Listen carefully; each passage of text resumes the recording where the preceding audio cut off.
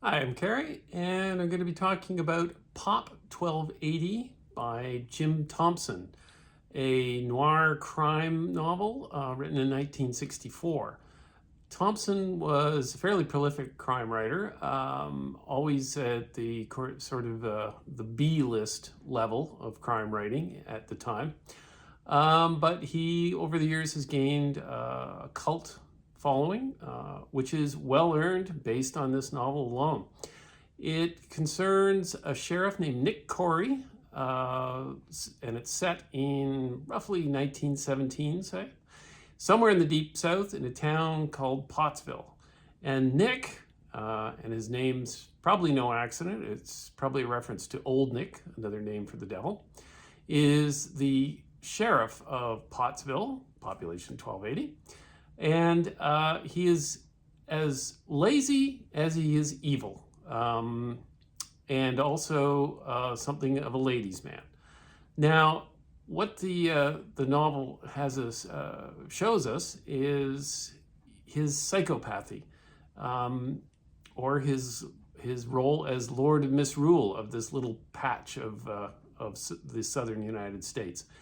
He's a monster, a lazy one, but at any chance he has to his own ends, his desires, he takes them. And if that means killing people or arranging to have them killed, he has no problem with that.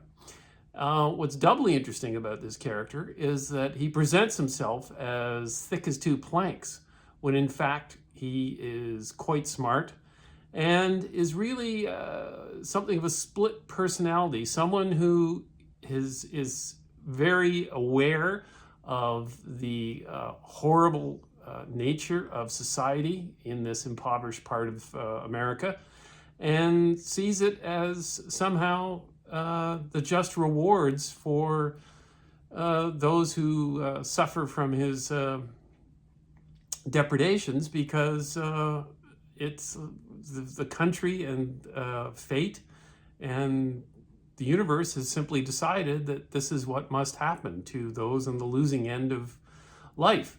And he certainly deals out cruel justice, it can't really be called justice, to a fair number of people.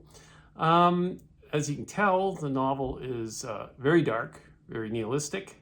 It has an existential strain throughout it, as Nick at times lets his intelligence show, and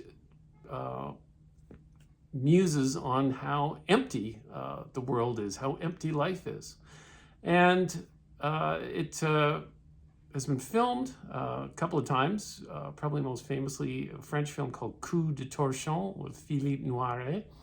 And I know he's been much appreciated in France, and you can certainly see his influence extending to French crime writers like Pascal Garnier and Jean-Patrick Manchette, and even probably to someone like Cormac McCarthy, who I have to say is not a patch on Jim Thompson as a writer.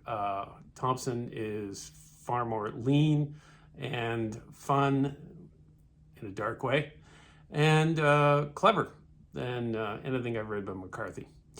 And so that's it for Pop 1280 and promo time. My book, The Skeleton Palms. Please give it a read. See you next time. Bye.